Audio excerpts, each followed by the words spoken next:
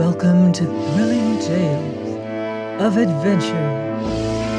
I'm Martell, reading The People of the Mist by H. Rider Haggard.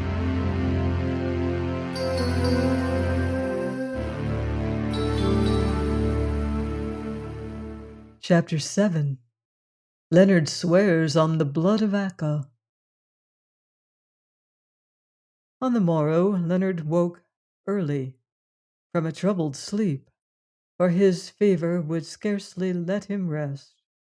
But early as it was, the woman Soa had been up before him, and on coming out of the cave, the first thing that he saw was her tall shape bending over a little fire, whereon a gourd was boiling, the contents of which she stirred from time to time. "Good morning to you, white man," she said. "Here is that which shall cure you of your sickness, as I promised to do." And she lifted the gourd from the fire. Leonard took it and sniffed at the liquor, which smelt abominably. "It is more likely to poison me, mother," he said. "No, no," she answered with a smile. "Drink half of it now, and half at midday, and the fever shall trouble you no more." So soon as the stuff was cool enough, Leonard obeyed, though with a doubting heart. "Well, mother," he said, setting the gourd down with a gasp, "if nastiness is any proof of virtue, your medicine should be good." "It is good," she answered gravely. "Many have been dragged from the edge of death by it." And here it may be stated, whether it was owing to Soa's medicine or to other causes, that Leonard began to mend from that hour. By nightfall he felt a different man, and before 3 days were over, he was as strong as he had ever been in his life. But into the ingredients of the draught he never found the courage to inquire. Perhaps it was as well. Shortly after he had taken his dose, Leonard observed Otter walking up the hill, bearing a huge lump of meat upon his shoulders. "The old woman has brought us luck," said the dwarf, as he loosed himself from his burden. "Once more the bush is full of game. Scarcely had I reached it when I killed a young kudu, fat. Ah, fat, and there are many of them about." Then they prepared breakfast and ate it, and when the meal was done once more they talked. "Mother," began Leonard, "last night you asked me to undertake a great venture, and promised a reward in payment.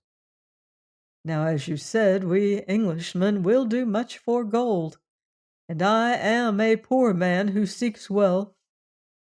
You demand of me that I should risk my life. Now tell me of its price." The woman Soa looked at him a while and answered, "White man, have you ever heard of the people of the mist?" "No," he said, "that is, except in London. I mean that I know nothing of such a people. What of them?" "This. I, Soa, am one of that people. I was the daughter of their head priest, and I fled from them many, many years ago, because I was doomed to be offered up as a sacrifice to the god Jal, he who is shaped like the black one yonder." And she pointed to Otter. "This is rather interesting," said Leonard. "Go on." "White man, that people is a great people. They live in a region of mist, upon high lands beneath the shadow of the tops of snow mountains. They are larger than other men in size, and very cruel, but their women are fair. Now of the beginning of my people I know nothing, for it is lost in the past. But they worship an ancient stone statue, fashioned like a dwarf, and to him they offer the blood of men. Beneath the feet of the statue is a pool of water, and beyond that pool is a cave. In that cave, white man, he dwells, whom they adore in effigy above, he, Jal, whose name is Terror." "Do you mean that a dwarf lives in the cave?" asked Leonard. "No, white man, not a dwarf, but a holy crocodile, which they name the Snake, the biggest crocodile in the whole world, and the oldest, for he has dwelt there from the beginning. It is this snake that devours the bodies of those who are offered to the Black One." "As I remarked before," said Leonard, "all this is very romantic and interesting, but I cannot see that there is much profit to be made out of it." "White man, the lives of men are not the only things which the priests of the children of the mist offer to their god. They offer also toys, such as this, white man." And suddenly she unclosed her hand and exhibited, to Leonard's astonished gaze, a ruby, or what appeared to be a ruby, of such size and so lovely a color that his eyes were dazzled when he looked at it. The gem, though roughly polished, was uncut, but its dimensions were those of a small blackbird's egg. It was of the purest pigeon blood color, without a flaw, and worn almost round, apparently by the action of the water. Now, as it chanced, Leonard knew something of gems, although, unhappily, he was less acquainted with the peculiarities of the ruby than with those of most other stones. Thus, although this magnificent specimen might be a true stone, as indeed appeared to be the case, it was quite possible that it was only a spinel or a garnet, and alas, he had no means of setting his doubts at rest. "Do your people find many of these pebbles, Soa?" he asked. "And if so, where do they find them?" "Yes, white man, they find many, though few of such a size as this. They dig them out of a dry river bed, in some spot that is known to the priests only, and with them other beautiful stones of a blue color." "Sapphires, probably," said Leonard to himself. "They generally go together." "Every year they dig them," she went on, "and the biggest of those that are found in their digging they bind upon the brow of her who is to be offered as a wife to the god Jal. Afterwards, before she dies, they take the gem from her brow and store it in a secret place. And there in that secret place are hidden all those that have been worn by the victims of countless years.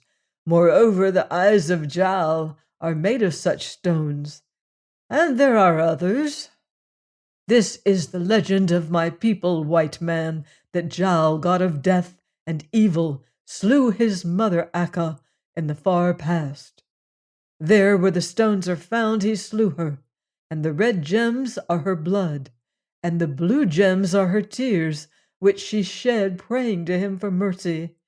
Therefore the blood of Akka is offered to Jal, and so it shall be offered, till Akka comes again to drive his worship from the land."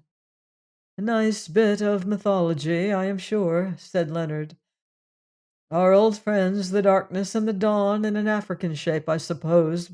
But listen to me, mother. This stone, if it is genuine, is worth many ounces of gold, but there are other stones so like it that none who are not learned can tell the difference. And if it be one of these, it is of little value.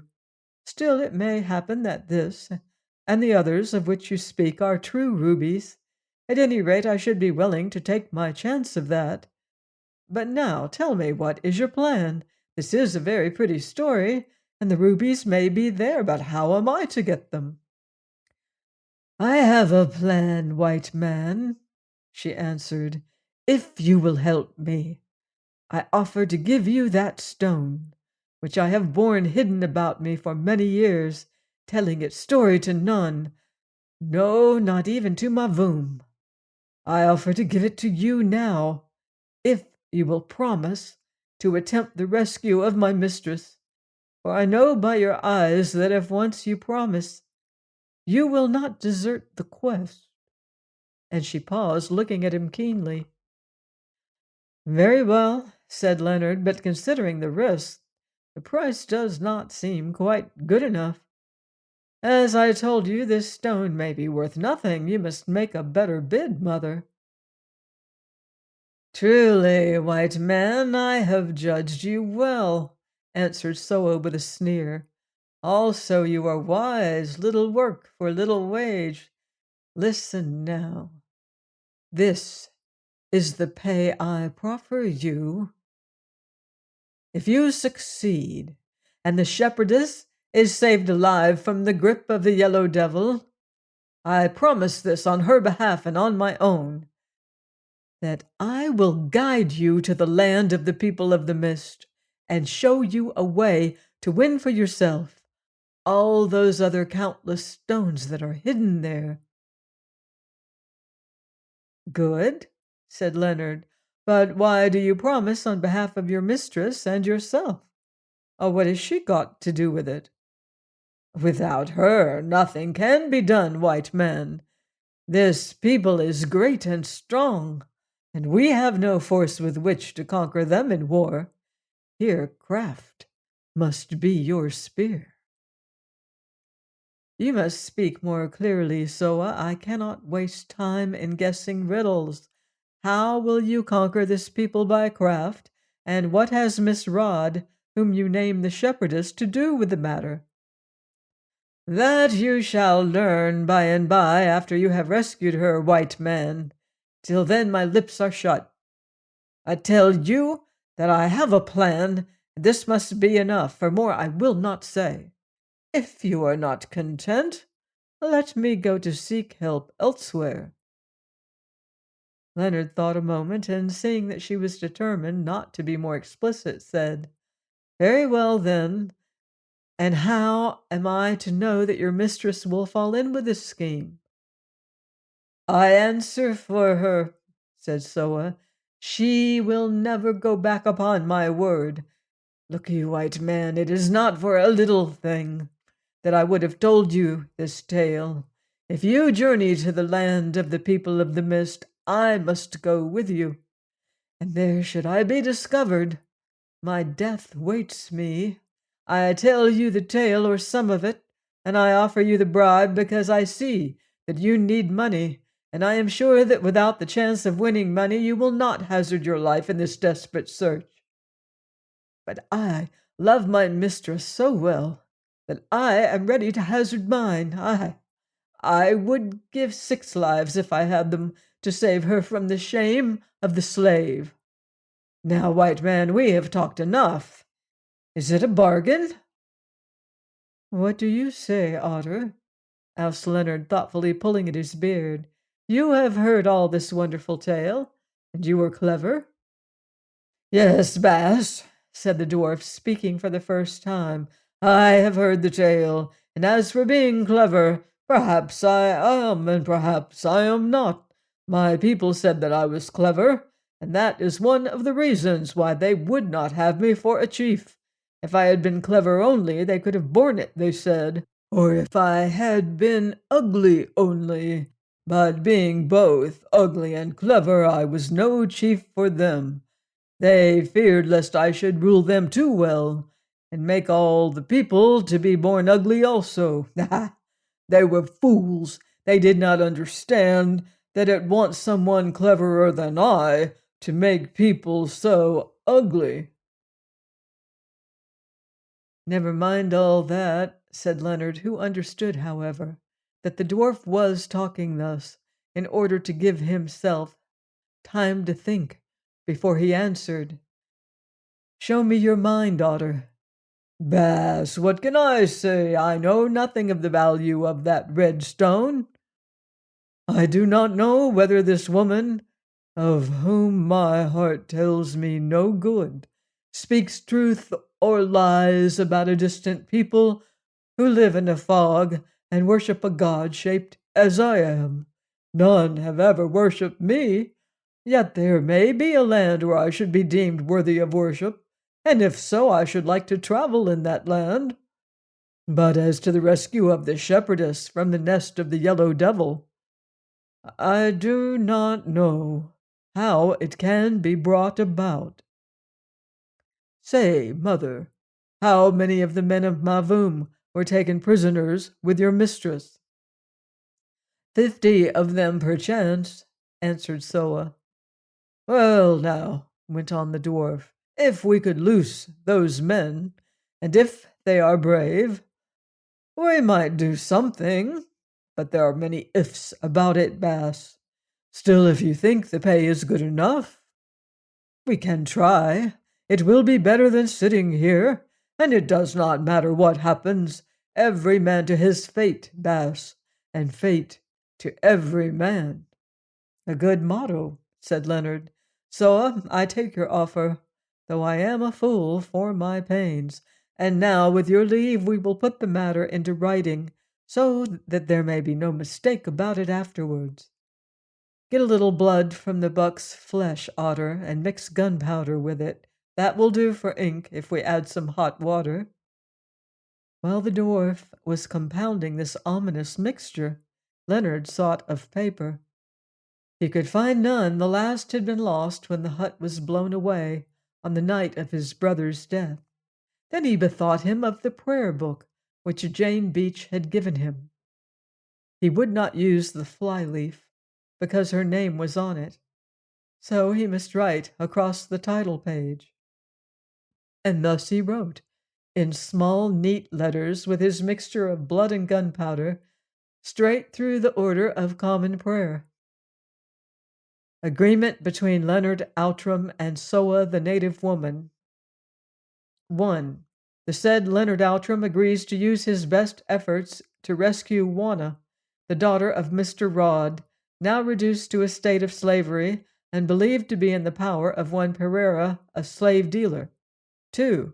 In consideration of the services of the said Leonard Outram, the said Soa delivers to him a certain stone believed to be a ruby, of which the said Leonard Outram hereby acknowledges the receipt. 3. Should the rescue be effected, the said Soa hereby agrees, on behalf of herself and the said Wanna Rod, to conduct the said Leonard Outram to a certain spot in central southeastern Africa, inhabited by a tribe known as the People of the Mist, there to reveal to him and to help him gain possession of the store of rubies used in the religious ceremonies of the said tribe. Further, the said Soa agrees, on behalf of the said Wanna Rod, that she, the said Wanna, will accompany her upon the journey and will play among the said People of the Mist any part that may be required of her as necessary to the success of this undertaking. 4. It is mutually agreed that these enterprises be prosecuted until the said Leonard Outram is satisfied that they are fruitless. Signed in the Manica Mountains, Eastern Africa, on the 9th day of May, 18. When he had finished this document, perhaps one of the most remarkable that were ever written since Pizarro drew up his famous agreement for the division of the prospective spoils of Peru, Leonard read it aloud and laughed heartily to himself. It was the first time that he had laughed for some months. Then he translated it to his companions, not without complacency, for it had a truly legal sound, and your layman loves to affect the lawyer. "What do you think of that, Otter?" he asked when he had finished. "It is fine, Bass, very fine," answered the dwarf. "Wonderful are the ways of the white man. But, Bass, how can the old woman promise things on behalf of another?" Leonard pulled his beard reflectively. The dwarf had put his finger upon the weak spot in the document, but he was saved the necessity of answering by Soa herself, who said quietly, "Have no fear, white man. That which I promise in her name, my mistress will certainly perform. If it so be that you can save her, give me the pen that I may make my mark upon the paper. But first, do you swear upon the red stone that you will perform what you undertake in this writing?" So Leonard laughed, swore, and signed, and Soa made her mark. Then Otter affixed his as witness to the deed, and the thing was finished. Laughing again at the comicality of the transaction, which indeed he had carried out more by way of a joke than for any other reason, Leonard put the prayer book in his pocket and the great ruby into a division of his belt. The old woman watched the stone vanish with an expression of triumph on her face. Then she cried exultingly, "Ah, white man, you have taken my pay, and now you are my servant to the end. He who swears upon the blood of Akka swears an oath indeed, and woe be to him if he should break it." "Quite so," answered Leonard. "I have taken your pay, and I mean to earn it, so we need not enter into the matter of the blood of Akka. It seems to me more probable that our own blood will be in question before all is said and done. And now we had better make ready to start. Please join me next time for another exciting chapter of The People of the Mist by H. Rider Haggard, here on Thrilling Tales of Adventure.